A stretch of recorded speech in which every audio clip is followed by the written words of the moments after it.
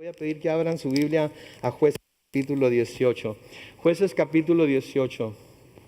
Y vamos a orar una vez más. Padre Celestial, al abrir tu palabra una vez más, pedimos que por el poder de tu Espíritu Santo, Señor, nos enseñes las cosas que tienes para nosotros hoy en este pasaje que vamos a estar estudiando. Y que, Señor, lo tomemos como que viene de ti para nuestros oídos, para nuestro corazón, para nuestra mente. Y que podamos, oh Dios, con la ayuda de tu Espíritu Santo, ponerlo en práctica en nuestras vidas. Sabemos que todo lo que dices en tu palabra es importante para nosotros como creyentes. Entonces ayúdanos a prestar atención, pero más que ello, ayúdanos y danos por el poder de tu Espíritu también, tanto el querer como el hacer de tu perfecta voluntad. Nos encomendamos a ti, en el nombre de Cristo Jesús, y todo el pueblo de Dios dice: amén. Muy bien, Jueces capítulo 18.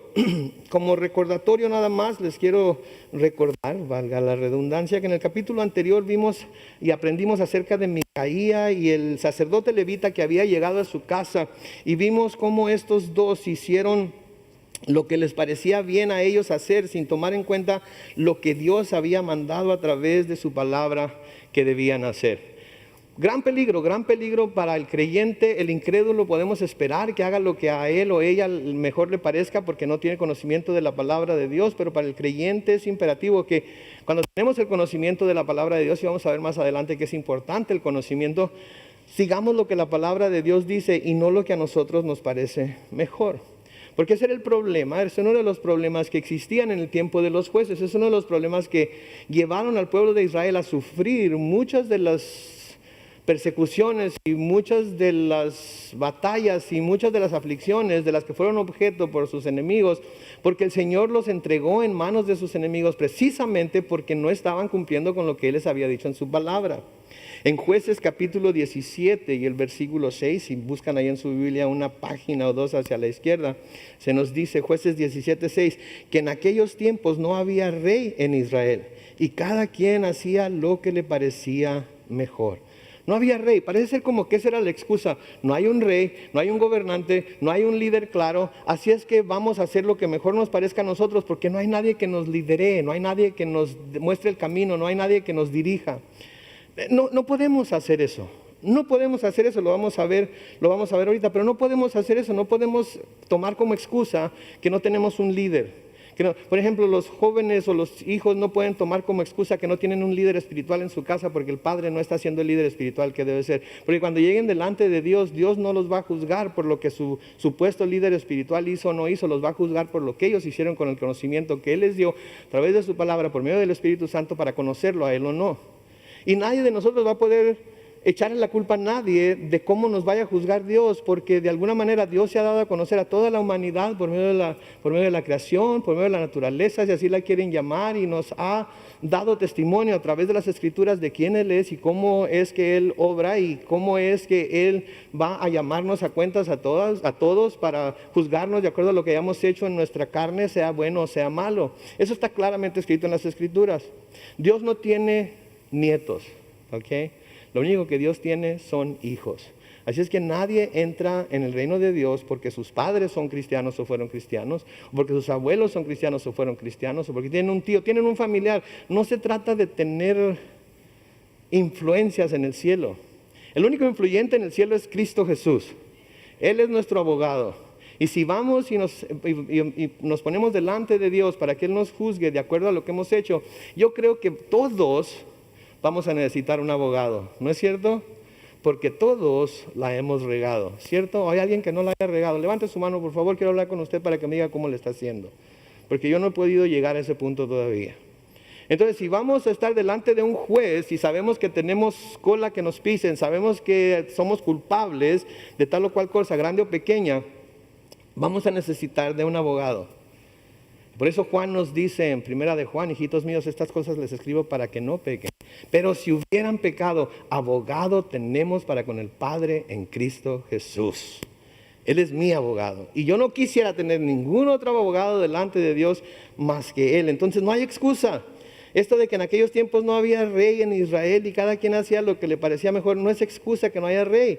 Porque tenían claramente las escrituras que se les había dado, tenían profetas que les habían hablado. Y no había excusa para hacer lo que estaban haciendo. Ahora, en este capítulo 18 que vamos a ver aquí, vamos a ver cómo la actitud de una sola persona con la forma equivocada de ver las cosas, en este caso la mamá de Micaía y luego el sacerdote levita, afecta a toda una familia a hacer cosas que van en contra de la ley de Dios. Pero luego vamos a ver cómo esta familia afecta a todo un grupo de personas, a pesar de que es tan claro y está tan claro, se puede ver tan claramente que están equivocados, de todas maneras afectan a todo un grupo de personas. Les hablaba la semana pasada, mencioné un par de personas que engañaron a mucha gente, ¿verdad? David Koresh, les mencioné del Branch Davidian en Waco, Texas, hace tiempo. Les mencioné a Jim Jones, que se llevó a todo un grupo de personas de San Francisco a Guyana, y allá todos se suicidaron tomándose el Kool-Aid, ¿verdad?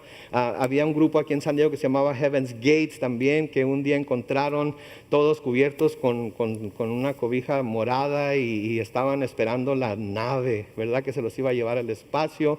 Pero llegó el diablo que se los llevó al infierno, ¿verdad? Al menos que en su último suspiro de vida hayan pedido perdón, el Señor aún en ese último suspiro de vida perdona, y a lo mejor algunos de ellos los vamos a ver, no sé, pero tampoco puedo decir dogmáticamente que así fue. Entonces, existen ese tipo de cosas en los que una persona tiene influencia sobre una familia, y luego una familia tiene influencia sobre un grupo, y luego ese grupo tiene influencia sobre un grupo más grande, así sucesivamente, y muchas veces son engañados a seguir cosas que no deben seguir porque no es lo que la palabra de Dios dice. Pero noten cómo comienza el capítulo 18 de Jueces. Versículo 1, la primera cosa que dice ahí de nuevo: en aquellos tiempos no había rey en Israel. En aquellos tiempos no había rey en Israel. Y como hasta entonces los de la tribu de Dan no habían recibido entre las tribus de Israel su parte de la tierra, andaban en búsqueda de un lugar para vivir. Lo primero que quiero que veamos aquí es esa frase con la que comienza el versículo 1 del capítulo 18. No había rey en Israel. Y yo no quiero afirmarlo, aunque es una verdad que no había rey en Israel. Yo quiero formularlo en forma de pregunta: ¿no había rey en Israel? En serio, ¿no había rey en Israel? Ahora, Dios les había dicho desde antes de que entraran en la tierra prometida que Él los iba a guiar, que Él los iba a dirigir, que Él iba a luchar por ellos y con ellos. ¿Qué es lo que un rey debería hacer? Y les dice claramente, noten ahí en donde habla acerca de las bendiciones de la obediencia, en Levítico capítulo 26, los versículos 11 y 12.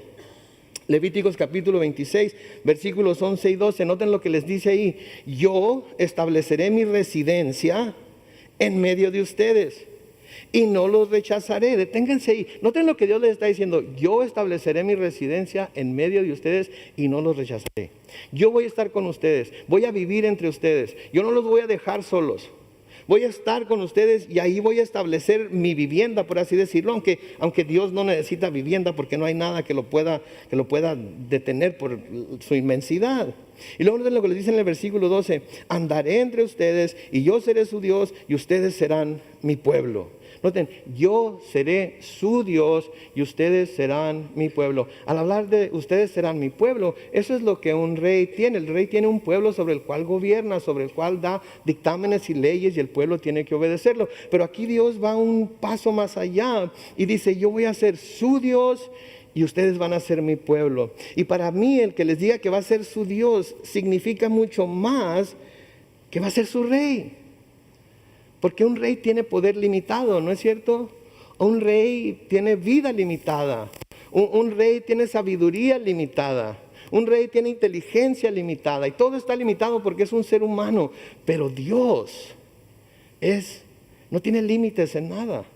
No tiene límites en su grandeza, no tiene límites en su fuerza, no tiene límites en su inteligencia, no tiene límite en su sabiduría, no tiene límite en su poder, no tiene límite en donde puede estar, porque puede estar en todo lugar al mismo tiempo. Entonces, Dios era más que rey para ellos. Sin embargo, Dios condescendió, ¿sí?, con el pueblo de Israel, y Él mismo a menudo les habló en términos antropomórficos para que ellos entendieran cuál era su corazón, cuál era su sentimiento, cuál era lo que Él quería de ellos, ¿sí? Es como el papá o la mamá, ¿sí? Hay papás o mamás que los hijos, por ejemplo, el día del cumpleaños, o día, ¿qué quieres que te regale? No, nada, ya tengo todo lo que necesito, mi hijo, no te preocupes. No, en serio, jefe, dime qué quieres que te regale. Pues mira, no necesito nada, pero ¿sabes qué? Si tienes una feria por ahí guardada, mi reloj es medio chafa, es que si pudieras, si quisieras, un Rolex me caería bien. ¿Verdad? Como que no tanto, pero algo así, ¿verdad? Y les decimos así como dándoles lo que llamamos en inglés un hint, ¿verdad? Un hint. Entonces Dios constantemente les daba hints a los israelitas de lo que Él quería, cómo quería que lo vieran a Él. ¿Cómo quería Él? Y aquí primero vemos que quería que lo vieran como Dios, que es mucho más que rey. Pero Dios a menudo condescendió a comunicarse con ellos en formas que ellos pudieran entender.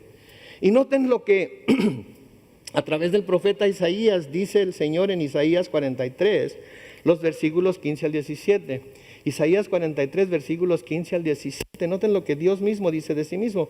Yo soy el Señor, su Dios santo, el creador y ¿qué? Rey de Israel. Así dice el Señor, el que abre un camino en medio del mar, una senda entre las aguas impetuosas, el que lleva junto carros y caballos, ejércitos y fuerzas a caer para no levantarse, a morir como mechas que se apagan. Entonces podemos ver que el Señor mismo se nombró a sí mismo, por así decirlo, Rey de Israel, Rey sobre Israel, porque eso era lo que Él quería. Él lo que quería era gobernar sobre ellos. Él lo que quería era que ellos lo respetaran y lo siguieran y lo amaran de tal forma que se iban a someter a Él, porque ellos sabían que el amor de Dios por ellos era tan grande que Él nunca querría algo malo para ellos, siempre querría algo bueno. El problema era que los hijos de Israel no querían que Dios reinara sobre ellos. Ellos no querían que Dios reinara sobre ellos y constantemente hacían lo que les parecía bien a ellos y no lo que era recto delante de Dios. ¿Saben qué? Dios quiere reinar sobre nuestras vidas. Él quiere ser el primero, ¿sí? Él quiere que lo reconozcamos a Él como nuestro Dios, ni siquiera como nuestro Dios. Pero Él nos dice que nuestro Señor Jesucristo es el Rey de Reyes y Señor de Señores. Entonces, si Él es nuestro Señor, Él debe reinar sobre nosotros. Pero les voy a decir una cosa, eso es lo que Él quiere, eso es lo que Él desea.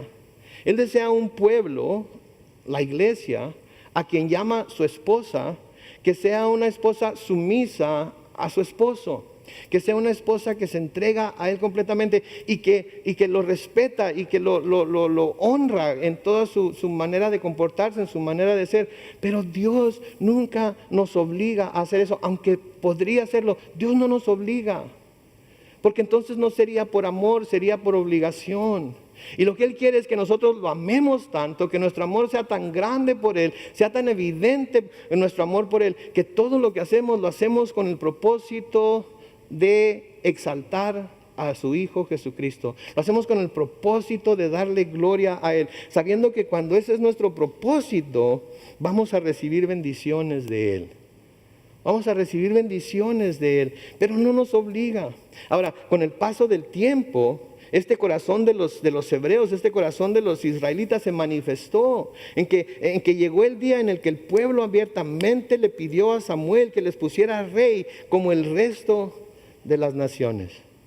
Si llegó el día en el que se manifestó claramente lo que esta nación, hombres y mujeres, tenían en su corazón, y llegaron a pedirle a Samuel, que fue el último de los jueces, ¿sí?, que pusiera un rey sobre ellos, así como tenían todo el resto de las naciones. Y los que han leído el libro de Primera de Samuel saben que cuando le dijeron esto a Samuel, Samuel se enojó mucho. Samuel se llenó de ira contra él. ¿Cómo es posible? Porque él sabía que lo que estaban haciendo no estaba bien. Él sabía que el rey de Israel era Dios. Él sabía que Jehová era quien deberían de responder y a quien deberían de servir y a nadie más. Y cuando le pidieron esto a Samuel, Samuel se llenó, se enojó mucho. Pero en Primera de Samuel capítulo 8, los versículos 7 y 8, noten lo que pasa ahí. Y el Señor le dijo a Samuel, atiende todas las peticiones que te haga el pueblo. No te han rechazado a ti, sino a mí. Noten lo que dice ahí, pues no quieren que yo ¿qué? Reine sobre ellos. No quieren que yo reine sobre ellos. Están haciendo contigo lo que han hecho conmigo desde que los saqué de Egipto. Me están dejando para ir y servir a otros dioses. Entonces el corazón de ellos se rebeló. Y cuando el corazón de ellos se rebeló, pidieron lo que era inevitable pedir, que les pusieran un rey sobre ellos, sabiendo que Dios era su rey. Y Dios ve claramente lo que está pasando aquí y dice, Samuel, no te enojes, dales lo que piden, porque saben que no te están rechazando a ti, me están rechazando a mí. Y saben que cuando tenemos otros reyes, que no es el rey de reyes sobre nuestras vidas, cuando tenemos otras pasiones que no es el rey de reyes como nuestra principal pasión, cuando tenemos otros dioses que no son el rey de reyes a los que adoramos, eso es lo que le estamos diciendo a Dios. Lo estamos rechazando. No queremos que reines sobre nosotros. No queremos someternos a ti. No queremos hacer lo que tú nos dices. Lo que nos dices se nos hace demasiado difícil. Lo que nos pides es demasiado grande. Lo que me estás diciendo que quieres que haga no está en mí darlo. Y creo que por eso tenemos estas historias en las Escrituras, porque esto nos lleva a ver lo que muchos de los personajes que estudiamos hicieron y nos abren los ojos para saber si nosotros ya estamos haciendo eso o vamos en camino a hacerlo, porque nosotros no queremos correr las mismas consecuencias, sufrir las mismas consecuencias que ellos sufrieron. Entonces, la respuesta es a la pregunta, ¿no había rey en Israel? Es sí. Sí había rey en Israel, pero el rey que había no era el rey a quien el pueblo se quería someter. De nuevo, Dios quiere ser nuestro rey, pero no nos obliga a que lo dejemos gobernar sobre nuestra vida. No nos obliga. Quiere que sea por nuestra propia voluntad.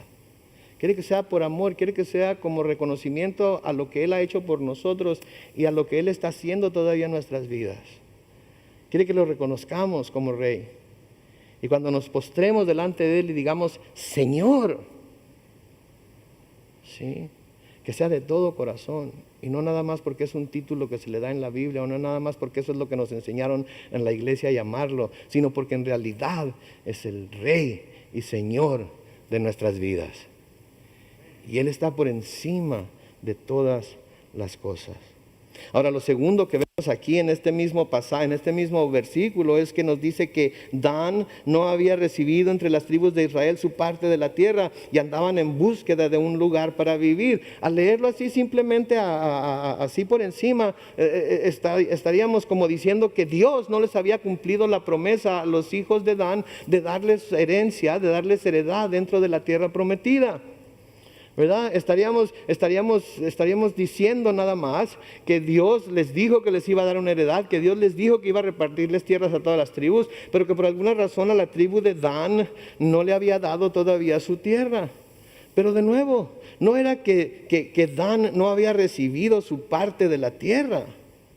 ¿Sí? De hecho, si ustedes, no lo vamos a leer ahorita, lo pueden leer en casa cuando lleguen a casa para que comprueben como los bereos que lo que les estoy diciendo es verdad. Pero podemos ver, por ejemplo, en el libro de Josué, en el capítulo 19, los versículos 40 al 48, que ahí se da claramente una lista de todas las ciudades, de todos los lugares que Josué repartió a los hijos de Dan. Y hasta se nos dice que empezaron a pelear con algunas de esas tribus para tomar su tierra. Pero nunca terminaron de tomar toda la tierra que se les había asignado. Nunca la terminaron de tomar. Se les hizo muy difícil. Era mucho la pelea. Eran tierras difíciles de conquistar. Pudo haber habido un sinnúmero de excusas, pero no tomaron la tierra.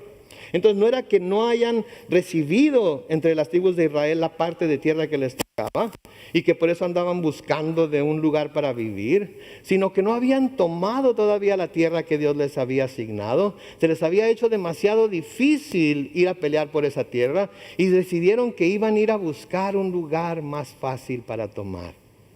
Iban a ir a buscar algo más fácil para poder obtenerlo. ¿Saben qué? A veces dejamos lo mejor que Dios quiere por buscar algo más fácil.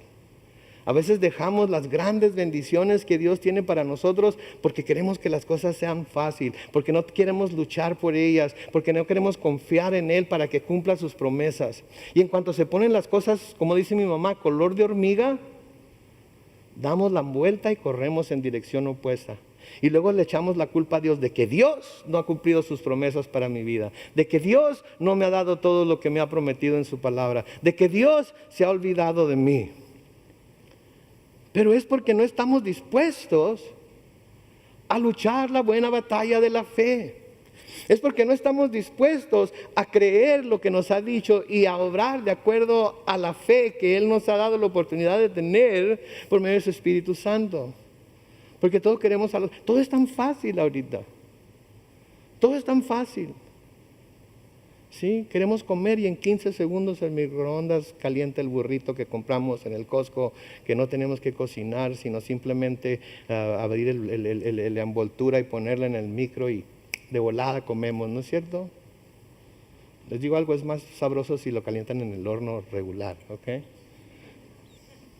Pero estoy seguro que algunos no se quieren esperar los 15 minutos que va a durar en el horno natural. Así es que en el micro, aunque salga todo aguado y todo deshecho, ¿verdad? Y nos lo ponemos en la boca y andemos, porque está tan caliente, ¿verdad? Porque lo pusimos demasiado tiempo.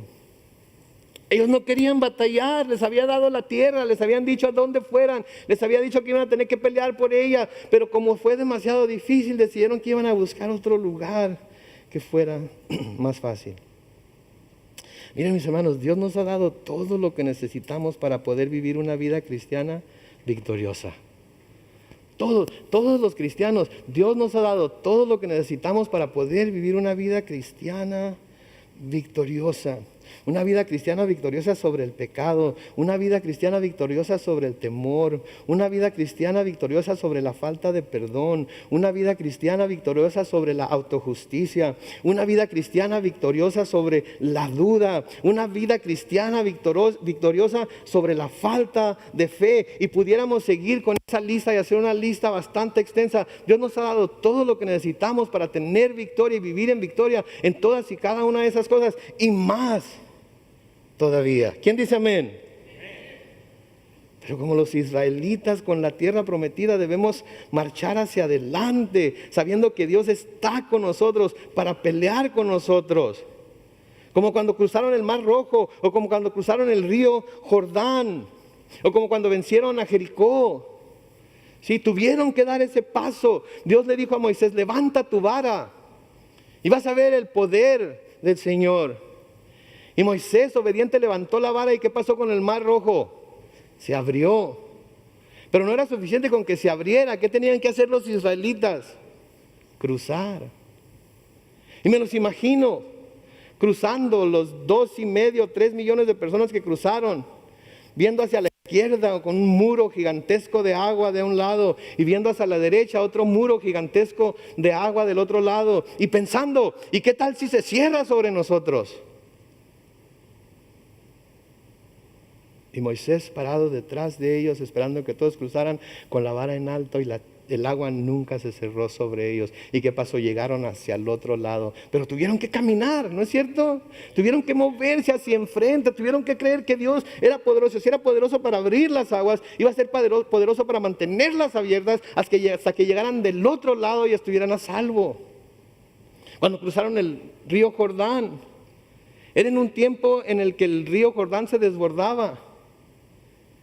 Y pudiéramos pensar, pero ¿cómo? Hubieran esperado hasta que bajara el nivel del río para ser más fácil. Dios no necesita que las cosas sean más fáciles. Es más, entre más difíciles sean, más nos damos cuenta que es Dios el que está peleando por nosotros, que es Dios el que está obrando a nuestro favor. Y les dijo, vayan, y en cuanto sus pies toquen las aguas, el río se va a abrir. Y fueron. En cuanto las sandalias de los sacerdotes tocaron el agua, se abrió el río y pasaron sobre tierra seca.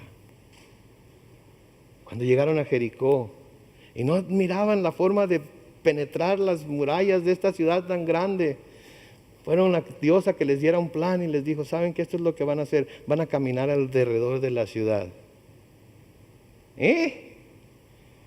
Vamos, vamos a caminar alrededor de la ciudad y con eso la vamos a hacer. Les digo una cosa, a veces Dios nos pide que hagamos cosas que a nosotros nos parecen ridículas. Pero si Dios nos está diciendo que lo hagamos, ¿es algo ridículo?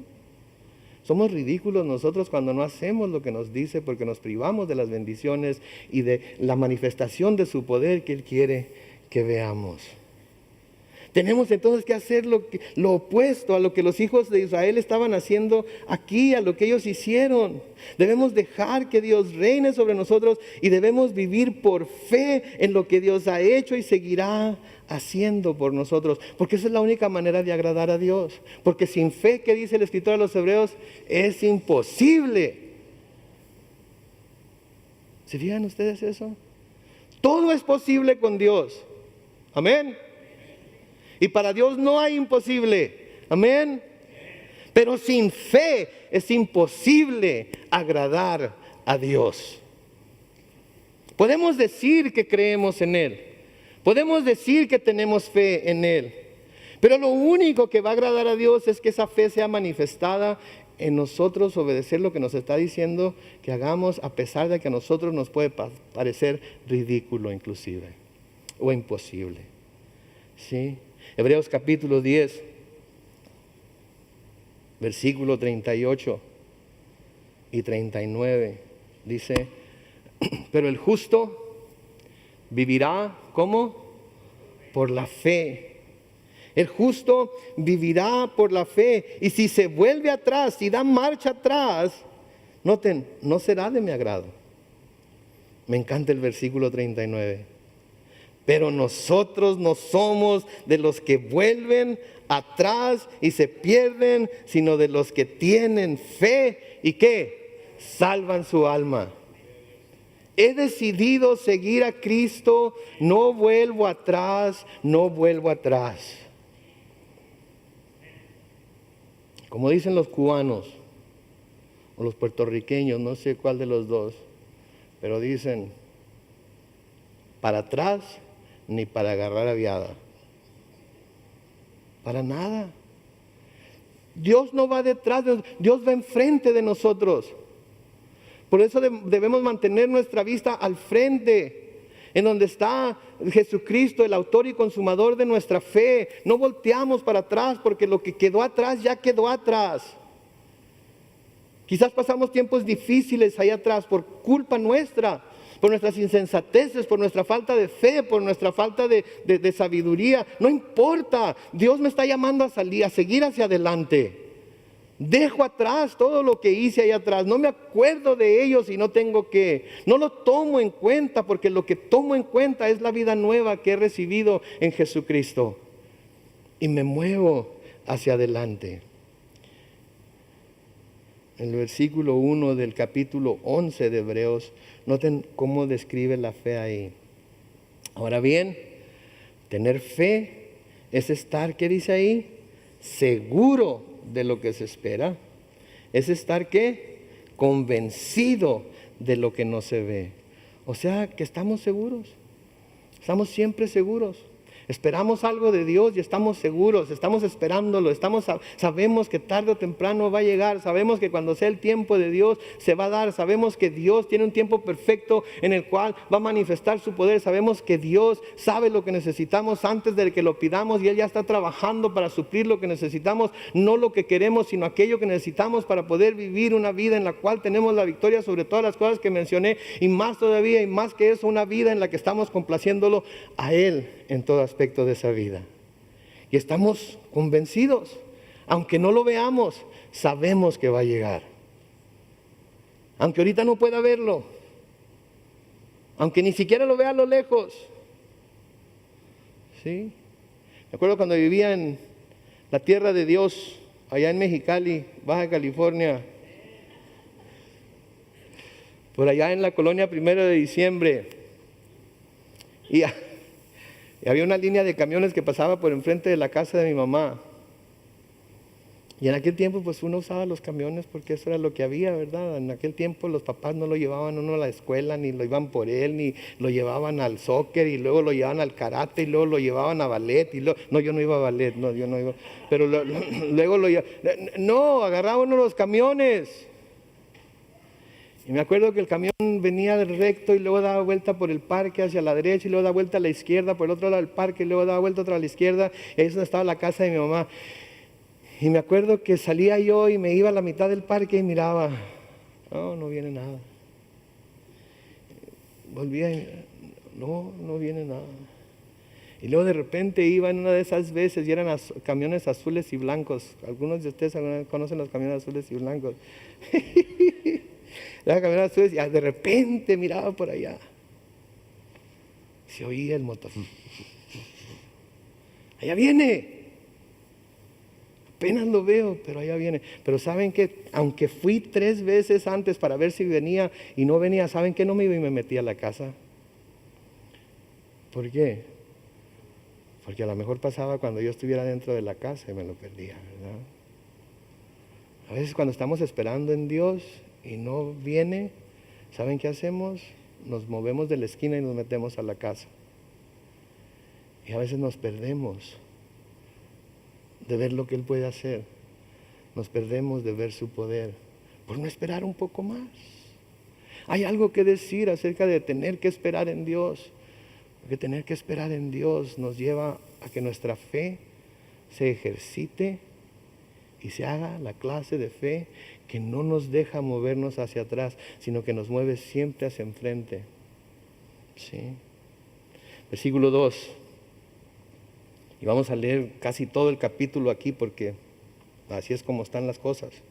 Pero noten, entonces eligieron de entre ellos 5 de sus hombres más valientes, los cuales eran de Zorá y de Estaol, para que fueran a reconocer y explorar la tierra.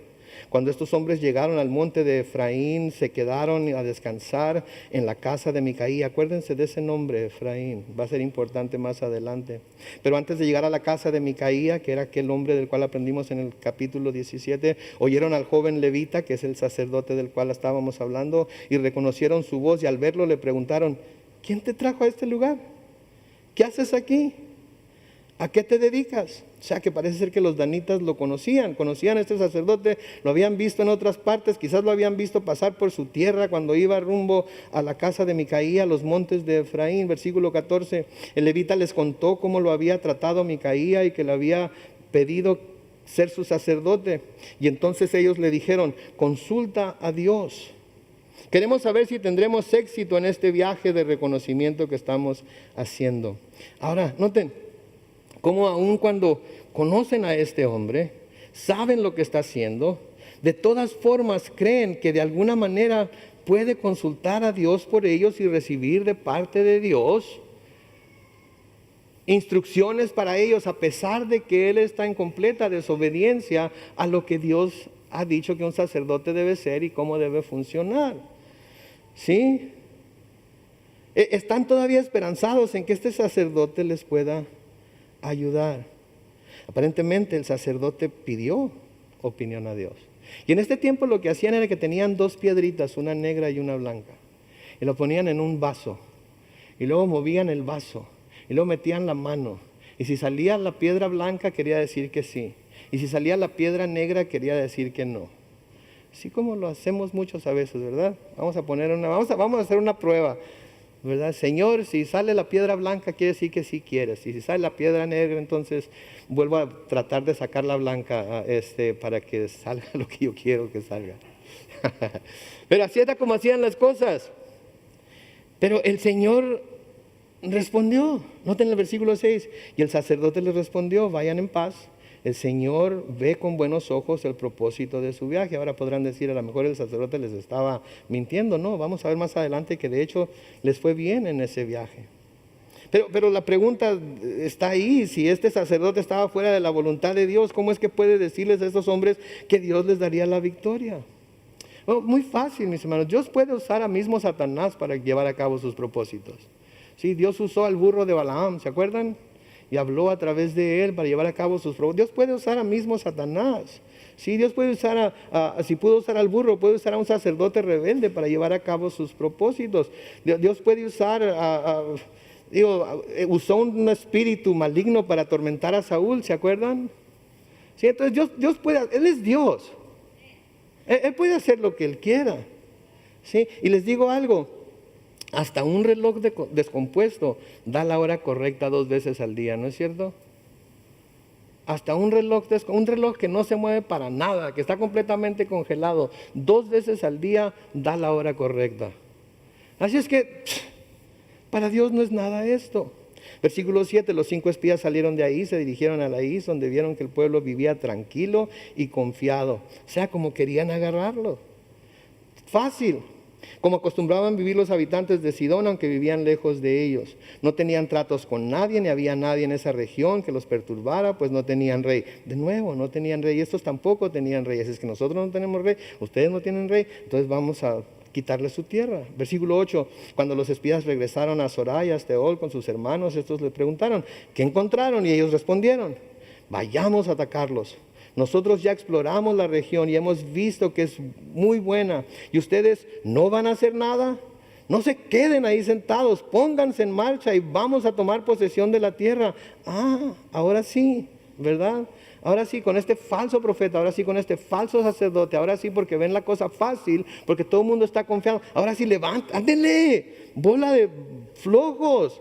Vamos a tomar posesión de la tierra, versículo 10. Al llegar van a encontrar a un pueblo confiado que tiene una gran extensión de tierra, la cual Dios nos ha entregado. Es una tierra a la que no le falta nada. Entonces salieron de eso. Noten aquí, por favor, Dios nos las ha entregado. Dios les había entregado la tierra que les había prometido antes también. Pero estas creen que Dios se las ha entregado porque está fácil de tomar. ¿Sí? A veces Satanás también nos pone cosas fáciles de tomar para que nos vayamos con la carnada, mordamos la carnada, agarremos el gancho y luego cuando estamos bien agarrados del gancho es cuando empieza. Porque de nuevo lo fácil. Al llegar van a encontrar un pueblo confiado que tiene una gran extensión de tierra, la cual Dios nos ha entregado, y es una tierra a la que no le falta nada. Versículo 11. Entonces salieron de Sorai, de Estaol, 600 danitas armados para... Noten, salieron 600 danitas armados para la batalla. ¿No pudieron haber conseguido 600 danitas para luchar contra las tribus de las tierras que les había dado el Señor? Pero allá no, allá fue demasiado difícil. Pero acá, de volada, ¿verdad? Así están estos camaradas. Sí, Dios les había dado la tierra, pero no, está demasiado difícil. Pero ahora que encontraron esta cosa fácil, de volada tuvieron 600 personas que fueran con ellos. Versículo 12 sigue diciendo, fueron y acamparon al occidente de Kiriat Yarín en Judá. Hasta el día de hoy ese lugar se llama Campamento de Dan. De ahí se fueron al monte de Efraín, recuerden ese nombre, y llegaron a la casa de Micaía. Los 5 espías que habían ido a reconocer la tierra de la isla advirtieron a sus hermanos, tengan cuidado con lo que van a hacer, porque en esas casas hay efod y terafines y una imagen tallada y otra de fundición. En otras palabras, tengan cuidado porque, ¿sabes qué? Yo conozco a ese Micaía, he oído hablar de él y tiene dioses ahí. Y al decir que tiene efod, quiere decir, tiene un sacerdote ahí. Y tiene imágenes. ¿Sabes qué? Ese camarada está bien protegido. Tengan cuidado. Versículo 15. Cuando los hombres armados llegaron a la casa de Micaía, donde estaba el joven levita, le preguntaron cómo estaba. Los 600 danitas se quedaron con sus armas a la entrada de la puerta. Y mientras el sacerdote hablaba a la entrada de la casa con los 600 hombres armados, los 5 espías entraron y se apoderaron de la imagen tallada y de la imagen de fundición y también del efod y los terafines. ¿Que se dieron cuenta de eso? Mientras él estaba platicando con los 600, estos 5 se metieron en la casa y arrasaron con todo. Si estos tienen protección con todo esto, nos lo llevamos, porque nosotros también vamos a tener protección con todo esto. Versículo 18, al ver el sacerdote que los espías habían entrado en la casa para tomar las imágenes y el efod y los terafines, les preguntó, ¿qué están haciendo ustedes? Y ellos le respondieron, cállate, no digas nada. Noten lo que les dice, mejor ven con nosotros para que seas nuestro padre y sacerdote. ¿Qué es mejor? ¿Seguir siendo sacerdote en casa de un solo hombre o serlo de toda una tribu y familia de Israel? ¿Se fijan? Le dan en donde le duele. Sabemos por qué se quedó ahí con Micaía, ¿verdad? Las monedas de plata, los vestidos que le había prometido, comida, todo lo que necesitaba. Y ahora esos camaradas vienen y le dicen, hey, no la hagas de tos. ¿Qué te conviene mejor? ¿Quedarte aquí con una sola familia o irte con nosotros y ser sacerdote sobre toda una tribu? ¿Saben que cuando alguien es atraído a servir por lo que puede ganar por medio de ese servicio, siempre hay la posibilidad de que se vaya a donde se le prometa más de lo que le están dando en donde está? ¿Oyeron eso? Cuando alguien es atraído a servir por lo que puede ganar por medio de ese servicio, siempre hay la posibilidad de que se vaya a donde le prometan más de lo que le están dando en donde está.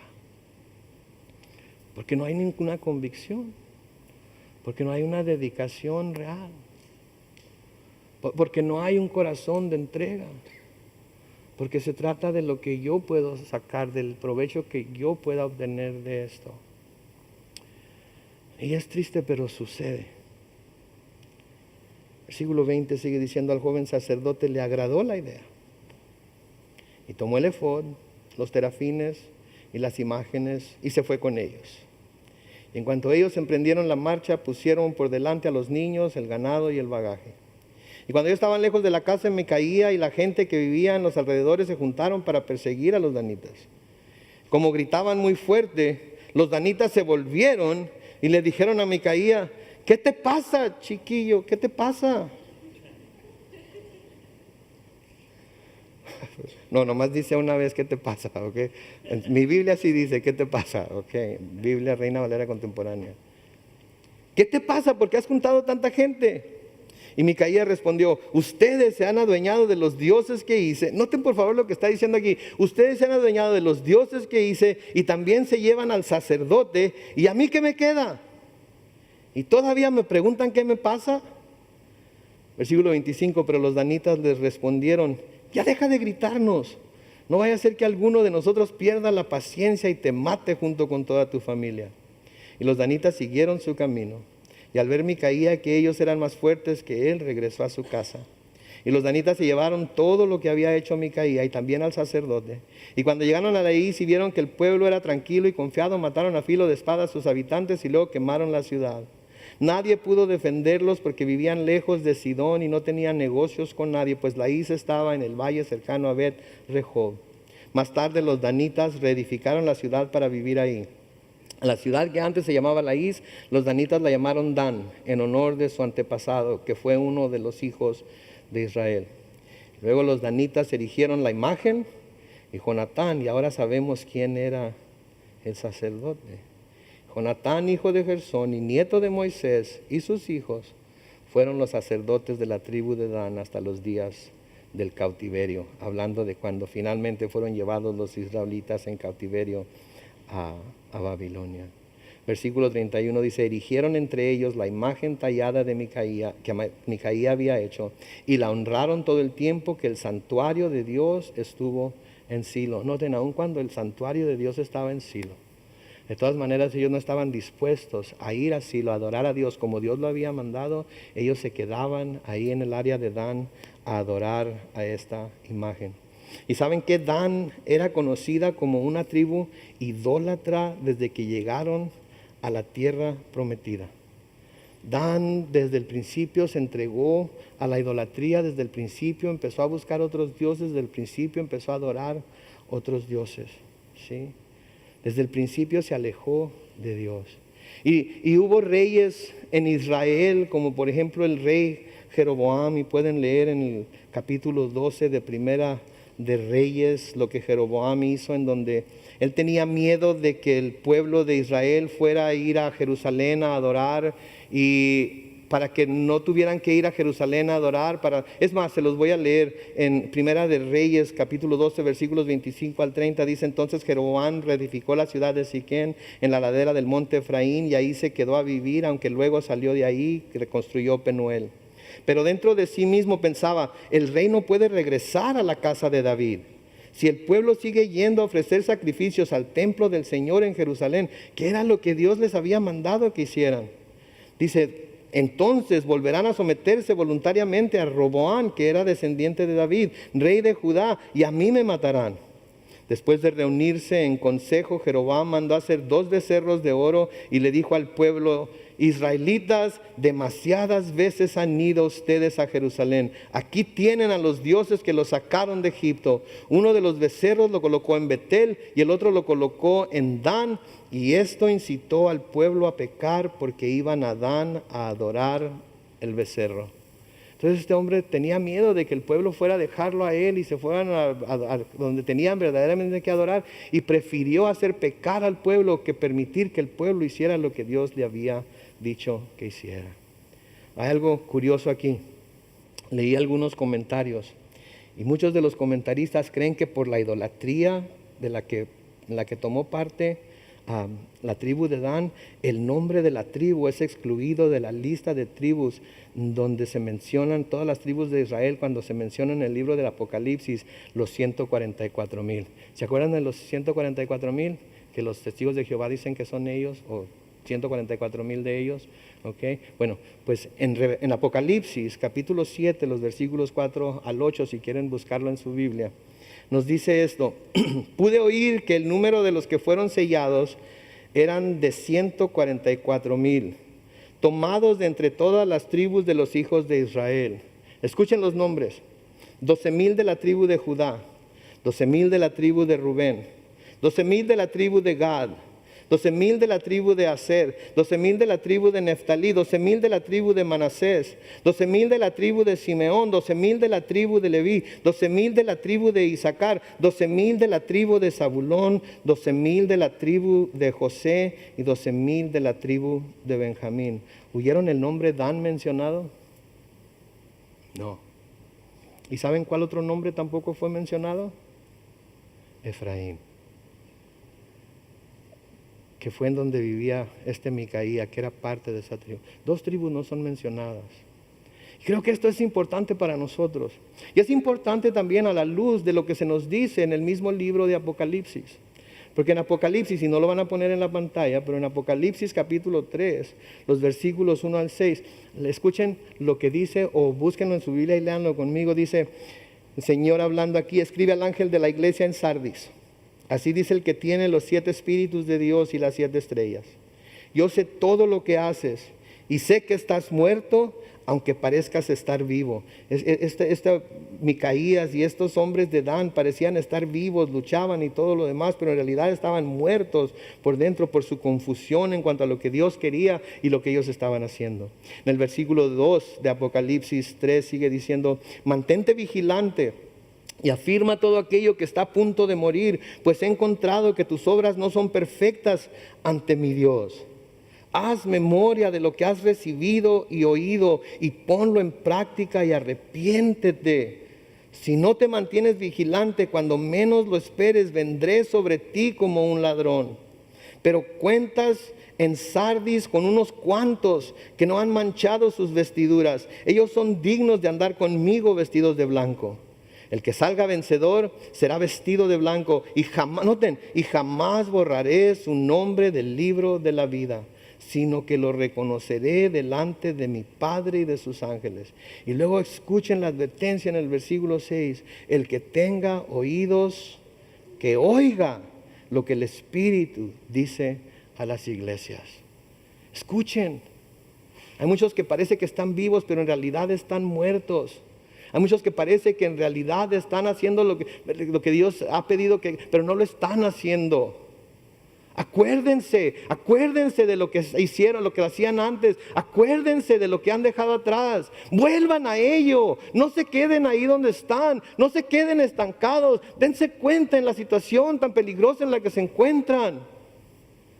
Despierten. que salga vencedor. Será vestido de blanco y jamás borraré su nombre del libro de la vida. 2 tribus no son mencionadas en el libro de Apocalipsis entre las tribus de Israel. ¿Será que se borró su nombre del libro de la vida?